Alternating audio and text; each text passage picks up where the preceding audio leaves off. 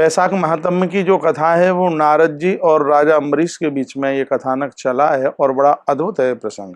नारद जी को जब अम्बरीश राजा ने पूछा कि संपूर्ण मासों में गुरुजी यह बताइए कि सर्वश्रेष्ठ मास कौन सा है जिसमें कम करने से और उसकी फलश्रुति बहुत ज्यादा प्राप्त होती है, आपके चरणों में हमारी प्रार्थना है, ऐसा आप बता दें। तब श्री देवर्षि नारद जी ने कहा कि न माधव समो माशो न कृते न युगम समम न च वेद समम शास्त्रम न तीर्थम गंगाया समम। देवर्षि नारद जी कहते हैं जिस प्रकार से युगों में सतयुग के समान कोई युग नहीं है, शास्त्रों में वेद के समान कोई शास्त्र नहीं है, तीर्थों में गंगा के समान नहीं है, ना जले न समम दानम न सुखम भार्यया समम, उसी प्रकार से दानों में जल के समान दान नहीं है, सुख में पत्नी सुख के समान सुख नहीं है, ना कृषेस्तु समम वेत्तम, कृषि कार्य से बढ़कर के कोई दूसरा धन नहीं है, न लाभो जीवित तत्परा।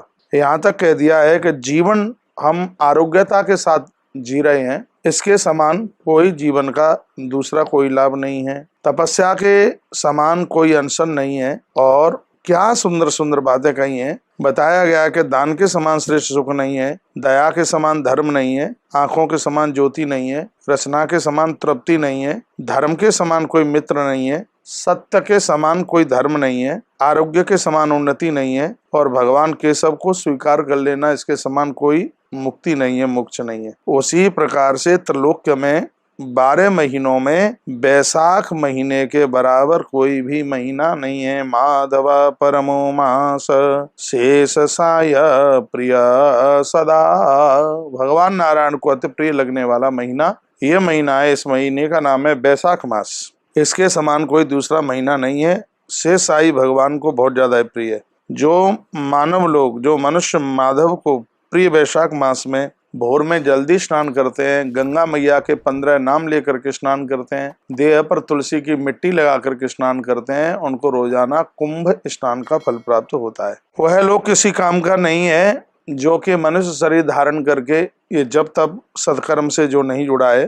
देवर्षि नारद जी कहते हैं कि हे राजन अम्बरीश, धार्मिक व्यक्ति को चाहिए कि वह इस वैशाख महीने में बिना व्रत, बिना दान और बिना वैशाख स्नान के न रह पाए।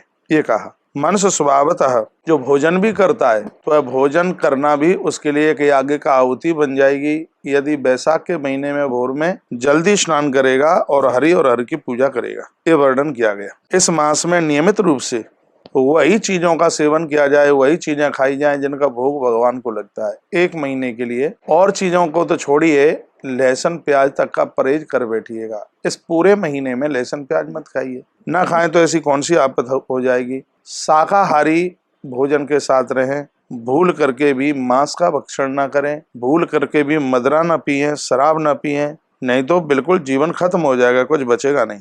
बैसाख मास में स्नान करने से यह मनुष्य धरती पर आवागमन के चक्कर से जाकर के छूट जाता है। बैसाख स्नान मात्रेण न पुनर्जायते भुवि, स्कंद पुराण में ये लिखा हुआ है, बैसाख मास में भोर में जल्दी स्नान करने से न पुनर्जायते भुवि, वह द्वारा धरती पर जन्म नहीं लेता, एक ही बार में उसका आत्म कल्याण हो जाता है, एक ही बार में उसका कल्याण हो जाता है। तो भोर में जल्दी स्नान करके नारायण की हर की पूजा कीजिए और थोड़ा थोड़ा रोजाना दान पुण्य कीजिए। क्या दान पुण्य करना है? सर्वदानेषु यत् पुण्यम सर्वतीर्थेषु यत् फलम तत्फलम समाप्नोति माधवे जलदानतः। वर्णन है कि समस्त दानों में तीर्थ यात्रा से भी बढ़ करके, तीर्थ परिक्रमा से भी बढ़ करके जो सबसे ज्यादा हमें पुण्य प्रदानित करने वाला जो दान है उसके लिए वर्णन किया है। वो यह कि एकमात्र बैसाख के महीने में जलदान करने से कोई भी तीर्थ,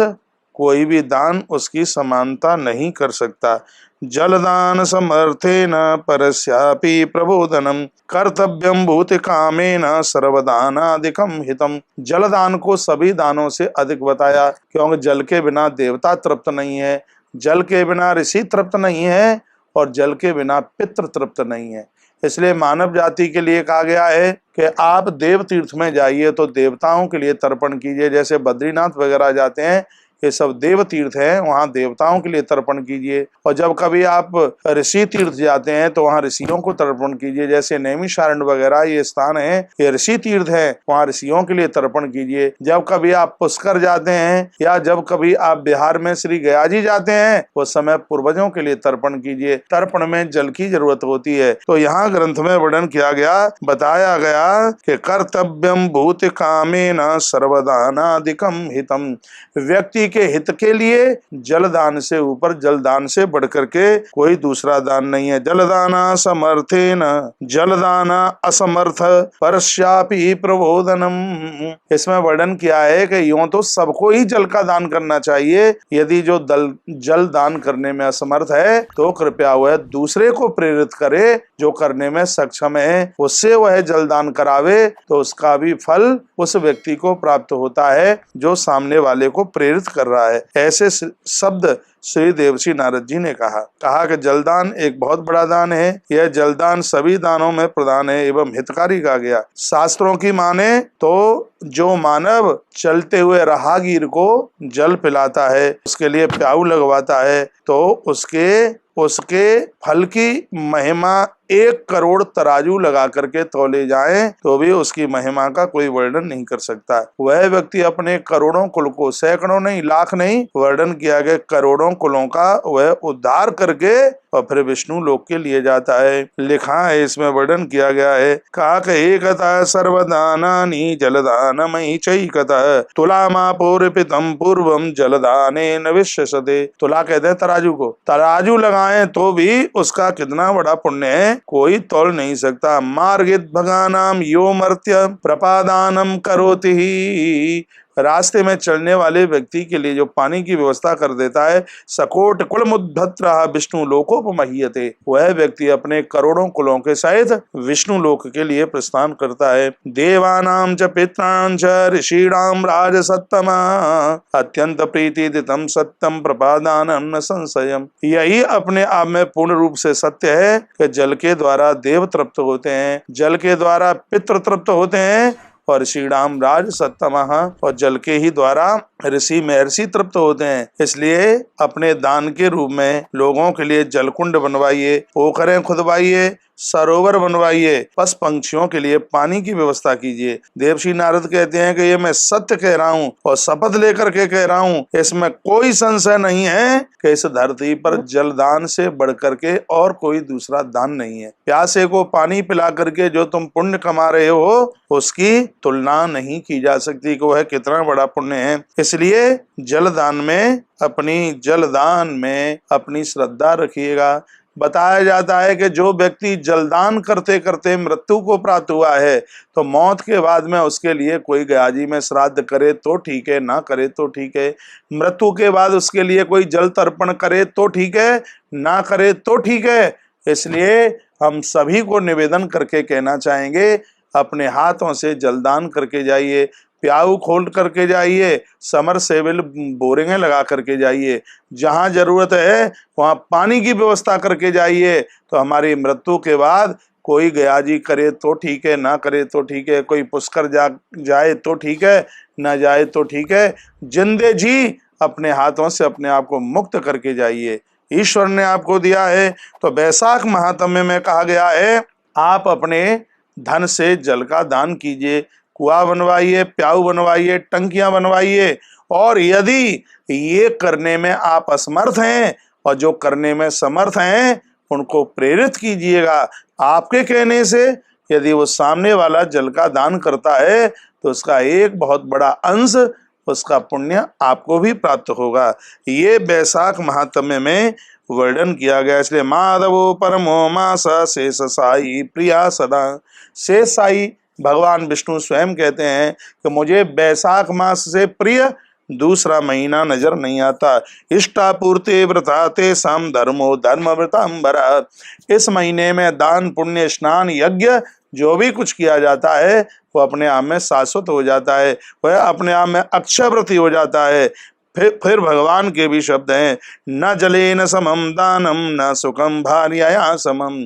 जैसे पत्नी हर समय तुम्हारा ख्याल रखती है, तुम भूखे तो नहीं हो, तुम्हारे कोई दिक्कत तो नहीं है। उसी प्रकार से जलदान भी अपने दानी का हर क्षण हर पल ध्यान रखता है। जलदान करने वाले लोग वैतरणी को नहीं जाते। जलदान करने वाले लोग, जलदान जो गौ माता को जल पिलाता है, जीव जंतुओं को पानी पिलाता है, चलते वाले राहगीर को जल की व्यवस्था करता है, ग्रंथ में वर्णन किया है तो उसको किसी भी प्रकार के नरक में नहीं जाना पड़ता। सा पथा विष्णु भवनम गच्छति, ऐसे स्त्री पुरुष का तो भगवान के भवन की तरफ जाकर के प्रस्थान होता है। तो आइए, इस वैशाख मास में हमने आपको ये बात बताई गई। जय जय श्री स्कंद महापुराणे एकादशो अध्याय संहितायां द्वितीय वैष्णव खंडे वैशाख मास महात्म्ये नारदम्बरी संवादे जलदानम निरूपण नाम द्वितीय अध्याय। हमने वैशाख मास का दूसरा अध्याय जिसमें जलदान की महिमा का वर्णन किया गया है, वह महिमा आपको सुनाई है। यदि वैशाख महात्म्य आपको बढ़िया लगा तो इस वीडियो को और भी आगे लोगों के पास भेज दीजिए, वह भी इसमें लाभान्वित हो पाएं। आप चैनल से पहली बार जुड़े हैं, चैनल को सब्सक्राइब करके बेल आइकॉन दबाना ना भूलें।